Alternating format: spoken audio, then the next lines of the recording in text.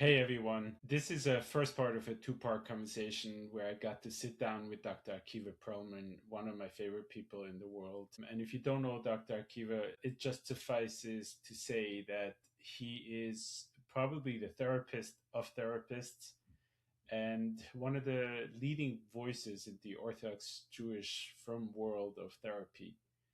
And in this first part, we sit down and discuss the relationship between me, one of his students, and himself, and why I'm having a really hard time honoring his request that he had put out to us as his students to call him Kivi and not Dr. Akiva. And we also talk about the difficulties that face a new therapist that joins the field today, crowded AI, etc. A really interesting conversation. In Mitzvah in the second part of the conversation, we'll be taking a hard left turn and talking about the real struggle people are facing when they are confronting their own sexual compulsions. Please do take a moment, as always, to like, subscribe, comment, and share. It really does help other people to discover the podcast and get a chance to listen to. Thank you. Welcome to Conversations with Shlomi. Hi, I'm Shlomi, your host. I've discovered that vulnerable conversations lead to some of my richest insights and personal growth experiences. So join me as I sit down with guests who inspire me, and let's explore our ups, downs, and everything in between. Enjoy listening.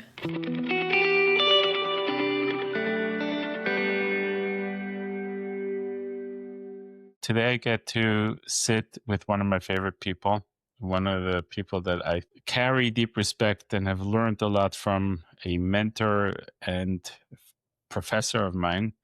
So I get to sit with Dr. Akiva Perlman, professor at Wertzweiler School of Social Work, the Sarah Schneer version of it, the clinical director of ODA in Williamsburg, famous author and speaker in general, I think, speaking a lot on the topics of trauma and abuse, compulsive behaviors, attachment, and relationships.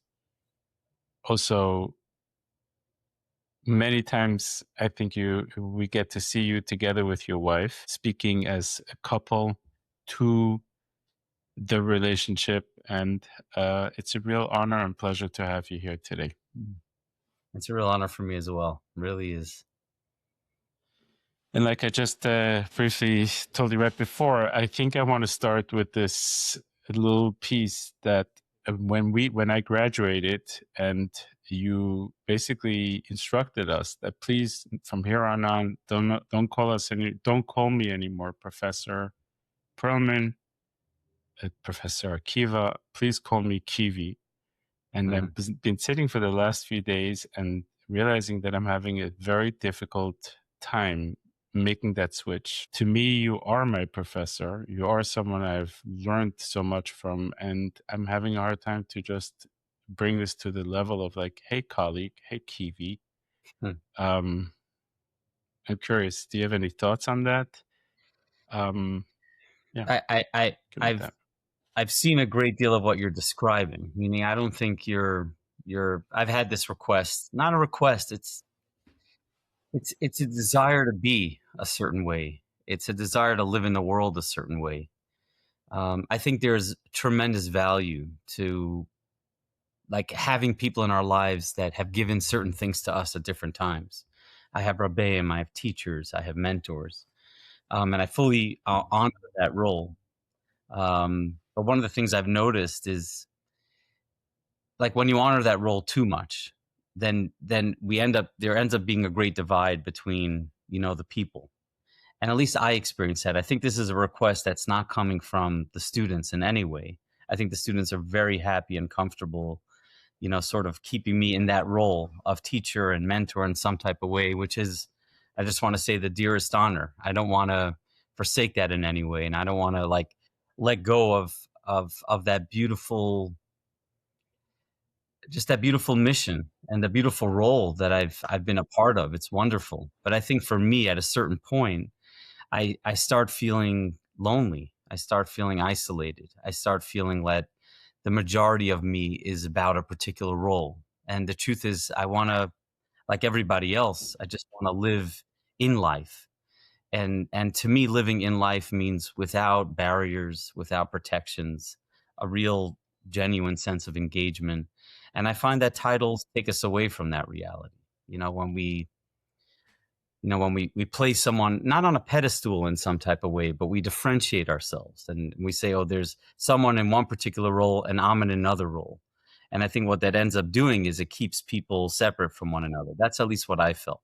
I've always felt it to be ironic that I'm very grateful for like whatever successes I have found in this profession. And it's our own little world. And, it's thank God I don't need to get lost in it. I'm not grappling with like, oh, this is pulling me in a direction where I need to lose myself.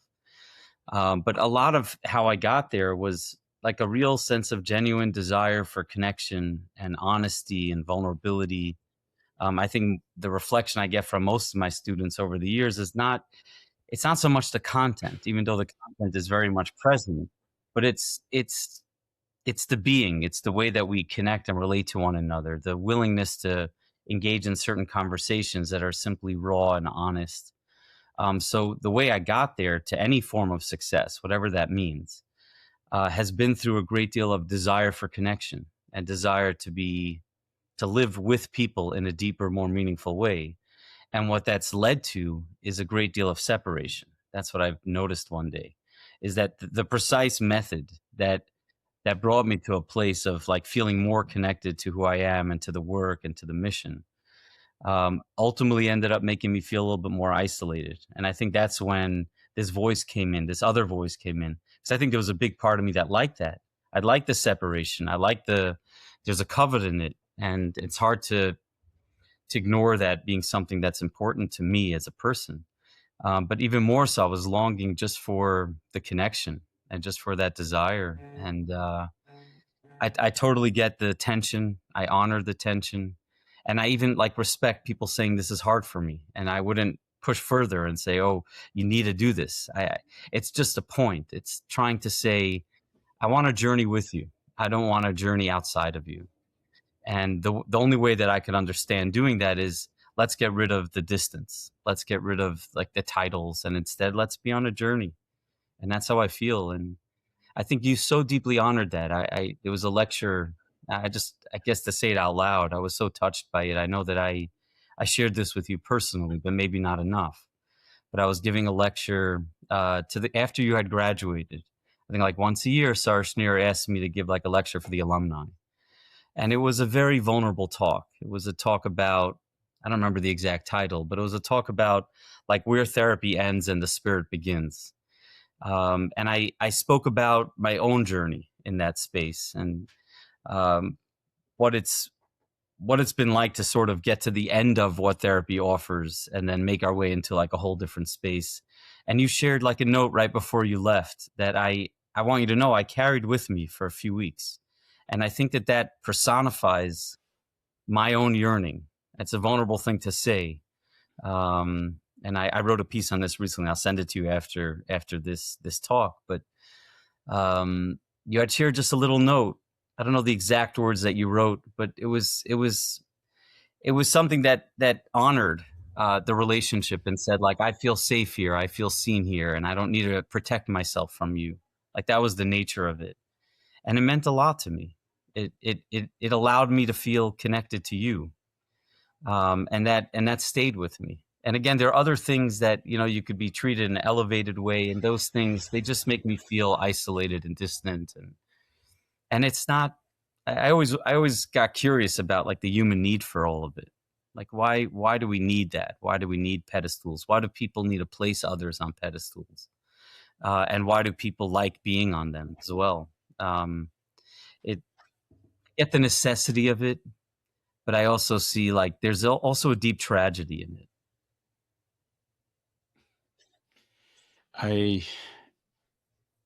First of all, the first thing that comes to my mind is like sometimes in therapy, we as therapists get placed on that pedestal almost by definition. Just when someone walks into a room, this is the person that knows it. He's figured out life, so to say. And really, in some ways, in relational therapy, it only really begins when the person says, you disappoint me. You are not the person I need you to be for me.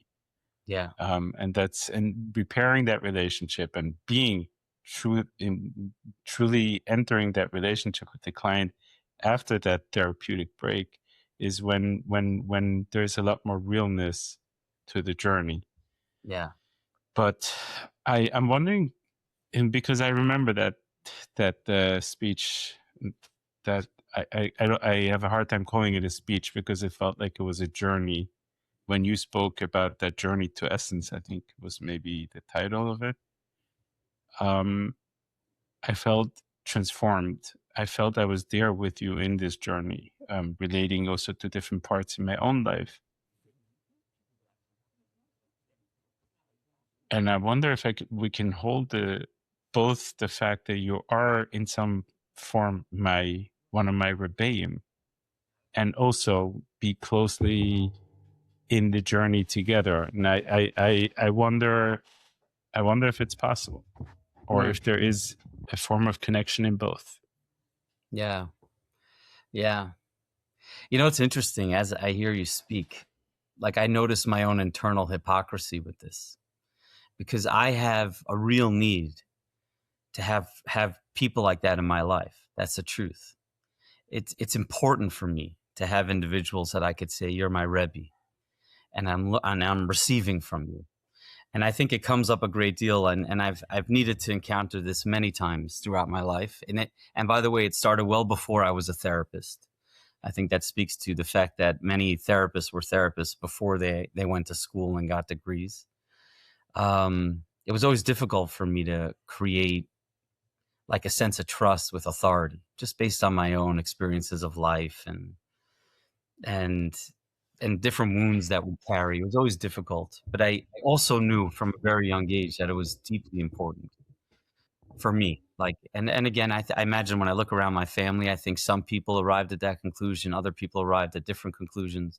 But I like implicitly understood that it's important to have a Rebbe.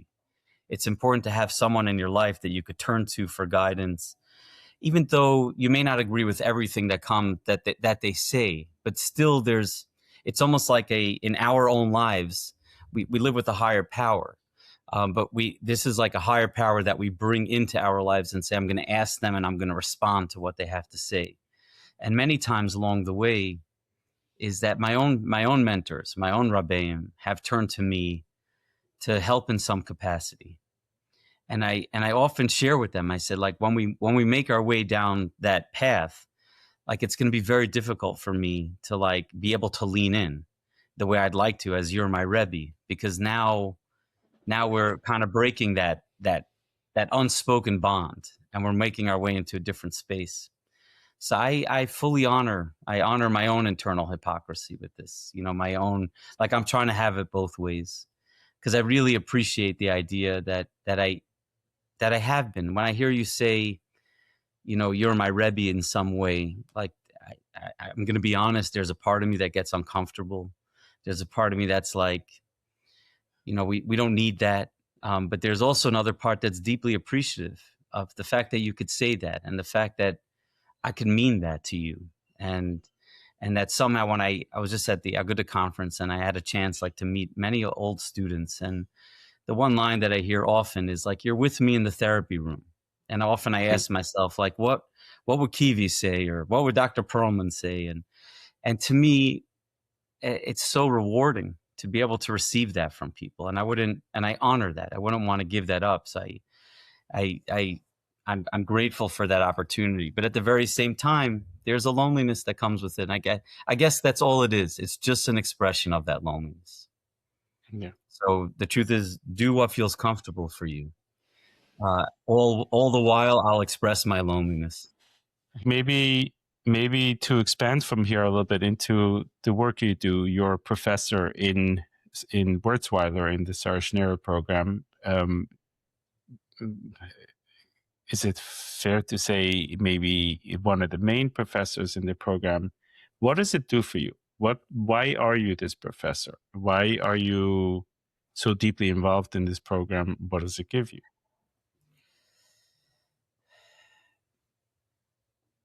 It gives me it gives me so much on so many different levels. I think a lot because I allow it to give me that.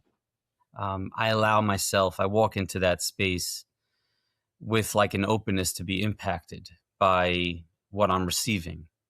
It's very tender. I allow my students to matter to me a great deal. I allow, and clearly the work means the world to me in general. What it means to be a healer of any kind, bringing more compassion into the world, bringing more understanding as to what it's like to be human and the beauty and the challenges that arrive as a result of that. I firmly believe in, and I think that passion makes its way into the room. But I think beyond that, there's like a real deep desire to live, to simply live. And living means like direct engagement in life. And so wherever you are, like to figure out what does it mean to be alive in this moment. And so to me, what it means to be alive as a teacher is not just a transaction of ideas, but it's like a real journey that you take with people of we're starting at this point. This is what we know. This is where we're beginning our journey. And for me, I have some sense of what a destination might look like. Like where do we need to get to in order to do this work from a more honest, wholesome place? And so there's like a beautiful journey to take. And I allow myself to enter into that space and with all of me. And I think teaching, Freud speaks about this, like the inherent tragedy of needing to belong to a tribe, where he says like we all need it. We're social creatures. We discover ourselves in the context of relationships and interactions.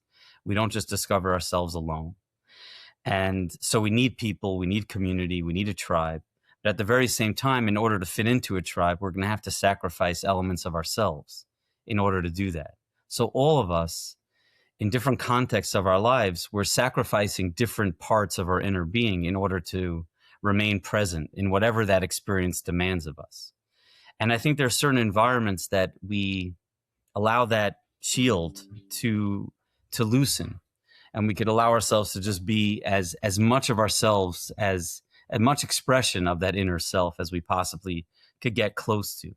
And I find that in teaching, walking into that space, I allow myself to get as close as I can to something essential within me. I share not only ideas, but I share the journey of the ideas. I share what we have to go through to acquire a new idea. And often there's conflict, and often there's challenge and struggle.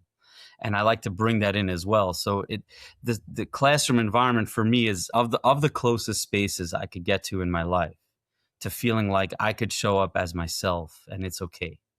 I don't have to sacrifice too much. And many parts of our life, we have to sacrifice a great deal. And I know that means that what I'm saying essentially is that there's a fraudulent part of all of us in the context of society. And I think there is. I think that's the tragedy of needing to be in society, that we have to pretend and we have to act as if, as opposed to just allowing what is to be expressed. And the classroom environment gives me that space. Aside from what it is, you're asking me about my experience and what it means to me. What it means to me is that I get to be in an environment for at least a few hours a week, by and large, where I could really be full and alive and present and engaged, and I could access like the intellectual part of my mind, like just the theory and the ideas, and those things mean a great deal to me. I think about these thoughts all the time. But I could also access the humanity part and allow it to just be and to care without worry of judgment. And again, there's plenty of judgment there too, but it's a space where I could be closest to myself. And I think that's what we're looking, not closest, because I think that exists in some more intimate relationships in my life, but I get very close to that experience, and it's deeply, deeply rewarding. And yes, so the feedback that I get obviously nurtures me a great deal. But I think even more than that is like the lived experience of feeling in that moment alive and present and full and less afraid, not unafraid, but less afraid to just be. Is there also a larger mission of shaping the conversation, the image, the role of the From Jewish therapist and having a hand in that? I don't think like deliberately or consciously, although I think I have to acknowledge that there's a truth in that, but I don't think that's what my internal motivation comes from. I don't think I look at myself as, oh, I have ideas that are more unique than the person next to me, and I want to shape the future. And I don't see that. I see it much more as like let's embark on a meaningful interaction together. Let's try to be as human as we possibly can. And if we could do that, I imagine it's going to extend itself with more humanity to all the people that we ultimately end up working with. But I think there are people who live with a sense of, I have what to share, and there's a mission that forms around it. And maybe this is my own inner child speaking, where that part of me can't like acknowledge or say, oh, I have something to share, because he feels small and kind of silent. Because I'm aware of the fact that I think I have what to share. It's not like I'm oblivious to that idea, but I don't think it comes from that place inside of me of like, oh, I know something that other people don't know. I don't think that's the case. I think I know as much as I allow myself to know, the same way everyone else that I've ever encountered could know as much, so long as they allow themselves to know it. What is school to the journey of becoming a therapist? So someone joins for the 2.5 to 3 years, depending on the length of the program. They're part of social work, part of being, let's say, of your tracks. How much of that is, or how pivotal is school to that journey, and what really needs to happen after, before, during, that makes a therapist a meaningful helper? That's a wonderful question.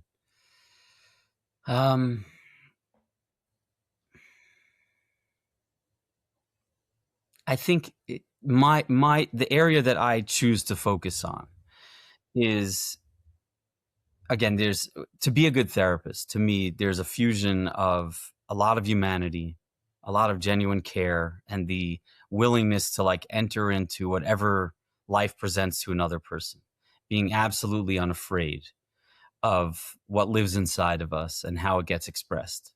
And that means sometimes some of the most tender things that we live with internally get expressed in the most gruesome of ways. But like to know that, oh, this is also an expression of our humanity.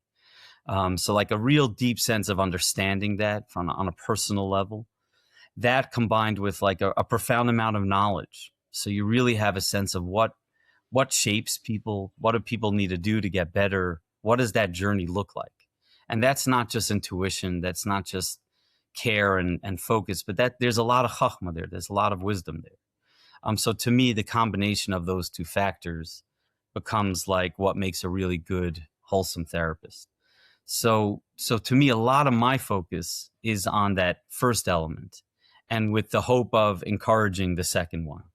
I think and I'm sure you've heard it from me many, many times. Like, you don't become a therapist, get that degree, and then stop learning.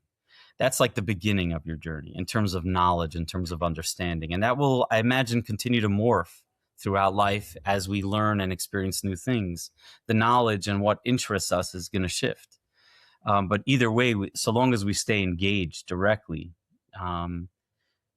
in that acquisition of those ideas, then we're growing and we're remaining connected to just the knowledge part of it. But what I try to do as best I can is not only try to demonstrate that humanity, allowing myself to be human as like as a tool in and of itself, but also to create an environment where it's okay to be more human. It's okay to just acknowledge that we're complicated and we have so many questions that are simply going to be left unanswered, and to like stay in that tension so people could access possibly a deeper layer. And hopefully that initiates a process where they continue that journey. I don't believe you complete it in graduate school, where that becomes something that you live with more. And by extension, you could help others begin to live with it a little bit better. That's like my way of approaching the work. So if I understand this correctly, knowledge is super important. Like you have to learn in order to shape your intuition and also the understanding of what happens in the human condition. Yeah. But in some ways, the more important piece is to be able to open ourselves to have this humanity in the approach to people and understand that as people, we are so complex and it shows up in so many different ways, and to be able to be with that person in that space. And part of what you want, that you model in your training, is to access that humanity, to be able to be in that space where we can see. Yeah. How does one, you can read hundreds of books, but not be able to access that humanity.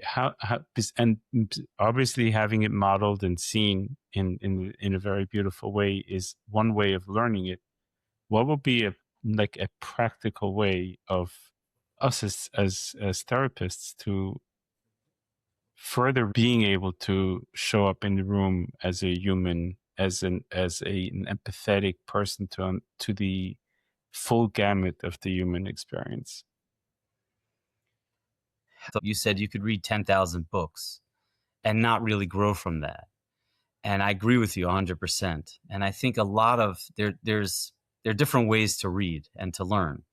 There's one way to read where you kind of have your own fixed mindset. And I know that what I'm saying is a little bit frightening, but you have like a particular mindset that sort of operates and determines the way that you think. And therefore, when you read anything, you're filtering it through that mindset. So every new idea, you're asking yourself, well, what do I already know that personifies this new idea? So then you sort of stay stuck. To me, it's not so much what you read, it's also how you read and the posture by which you approach it. And the idea of and this is one of the big tensions in graduate school, especially with a very firm curriculum. We're dealing with, the yeshiva world, the Hasidish world. And one of the big tensions that always comes up is, well, where do we see this in our beautiful Torah, in our vast Torah? And I think that it kind of illustrates this idea, the necessity of saying, and again, I'm not diminishing the idea of, we want it to be coming from our own traditions and our own sources. But like the fact that serves as like an impediment to looking at an idea with a sense of openness kind of illustrates this conflict. That people are very often they're trying to learn new ideas, but through a predetermined destination of what that's going to look like. And I think it's a very frightening thing to do, to start loosening that grip a little bit, to say, let me try to read this and explore this simply for the sake of reading and exploring. And I'm not going to try to fit it into anything yet. I'm simply going to encounter an experience, and then I'll see how I'm going to integrate, or even if I'll integrate. I'm not even sure if I'm going to like it. But I think that experience really separates the difference between someone who remains, again, a fixed mindset is coming from fear. It's like a fear of encountering a part of ourselves that may feel out of control. And what I would encourage is trust yourself more, trust yourself deeper. And if you don't, find the people in your life that could surround you in a way that you could say, okay, I may not trust myself fully, but I have a safety net around me that allows me to kind of tiptoe out into the wilderness, out into the unknown. And it's in the unknown that we learn. It's not in that place of familiar and resonance, but it's in the place of, that doesn't quite fit what I know.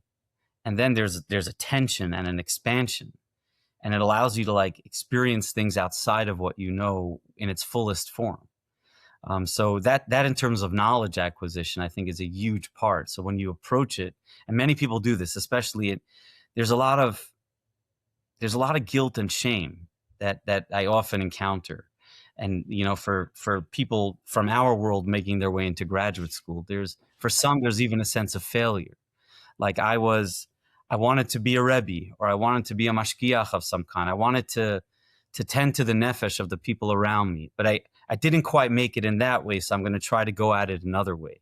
So there's still this mourning, this letting go of a previous identity that's sort of, and when they're learning new ideas, it's almost going through, it's filtering itself through that mourning itself. And it sort of keeps people in a place of, like, I need to stay here. I had this experience in class just the other day, which was fascinating. And I didn't pay attention to it. I didn't engage with it. But at the end of class, where, like doorknob therapy, you always have these interesting conversations. Someone was saying, he was speaking to a Rebbe, and he said, I don't believe that you could be a good therapist if you don't have a Seder and Ian in Gemara. So like my immediate response to that was to give permission a little bit. And I learned a great deal. Thank God. I have my chavrusas every day, and my learning means a lot to me. It keeps me centered, and it keeps me aspiring in my own way. It's not about others, it's just about my own personal journey. But I said I'm in the category of people that can't be a good therapist according to that thought, because I don't have a chavrusa and Ian. I don't have that. Chavrusas and other things. I just sort of left it there in that type of way. But I had but you hear the statement. The statement is filled with tension. There's a tension of, am I allowed to even look at these ideas? Am I allowed to venture into that desert and see what that's going to do? And that posture is saying, like, I can't really do that. I'm going to have to hold on to something, which again, I think we need to live with this tension and balance it in some way or another.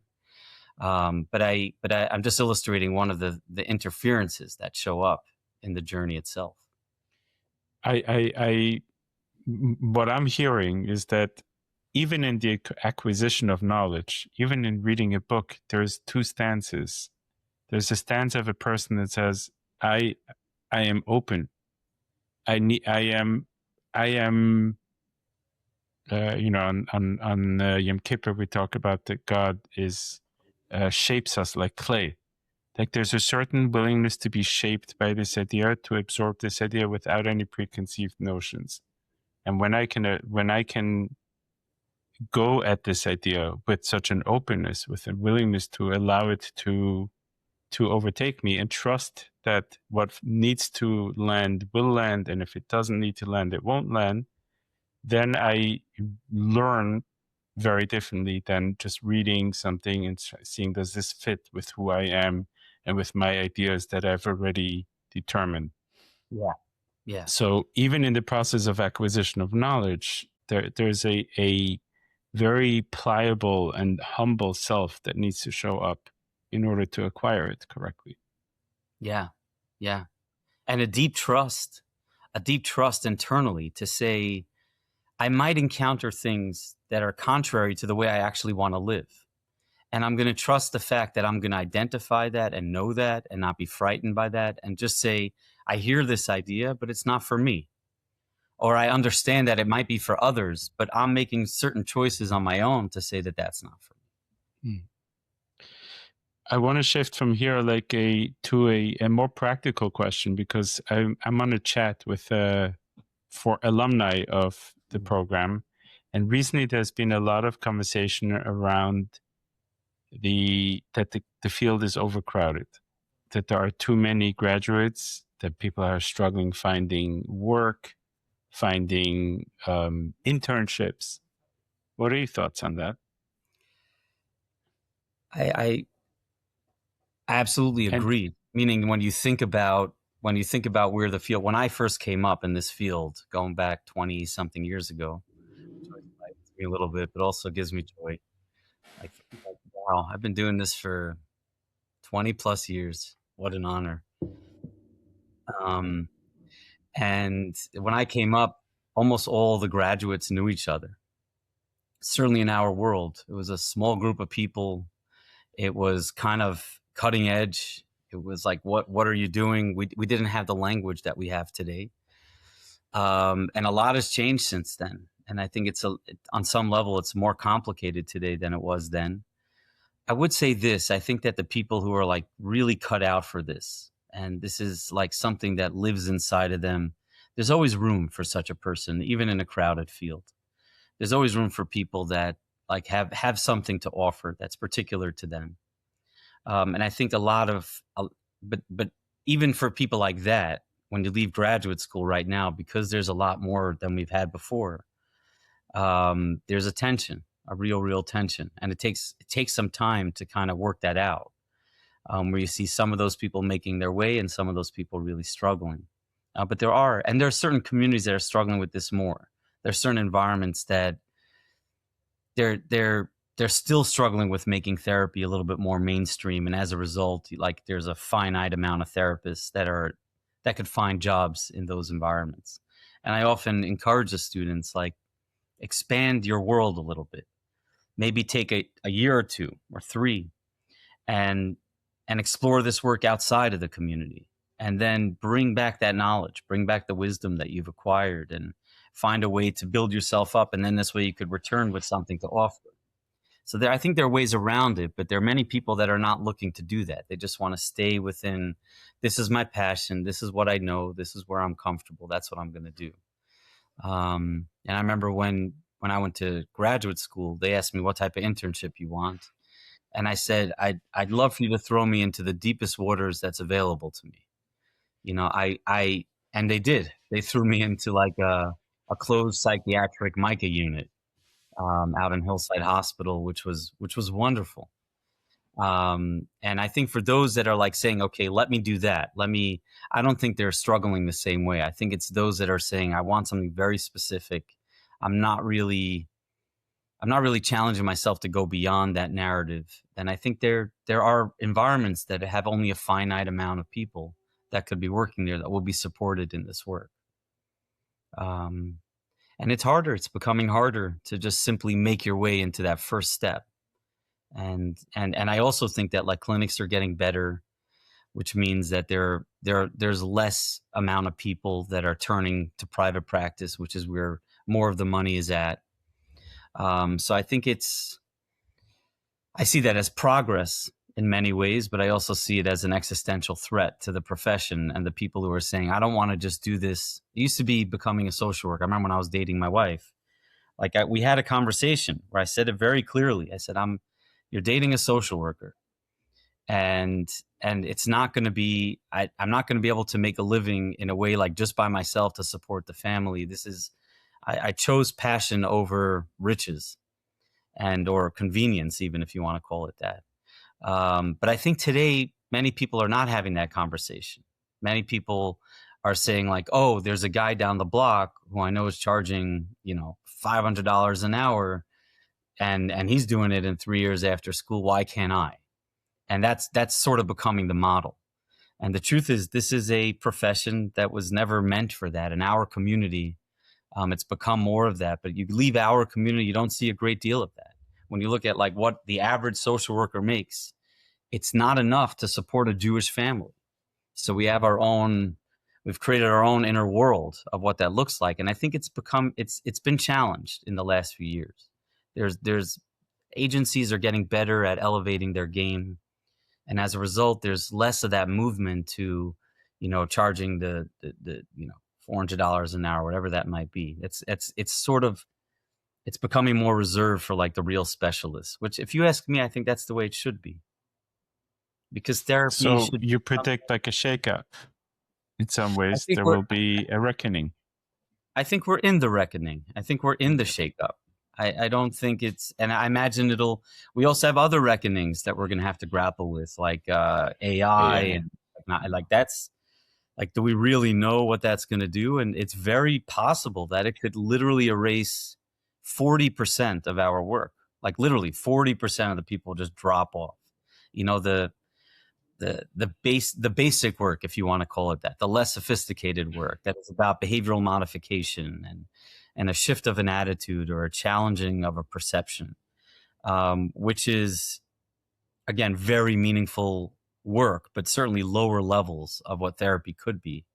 At this point today, we're already there. And most of my clients at this point will come in with a particular conflict, and it sounds very different today. They'll come in with the conflict, and then they'll also say, ChatGPT said this about my conflict. How do you feel? And to be honest, most of the time, like it's either better than what I'm going to say or as good.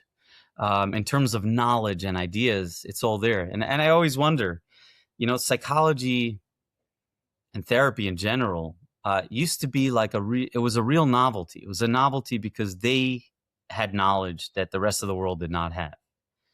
But I wonder if we could imagine a world where your average person could tell you as much about Freud as you could tell them about Freud, which I think we're kind of getting to.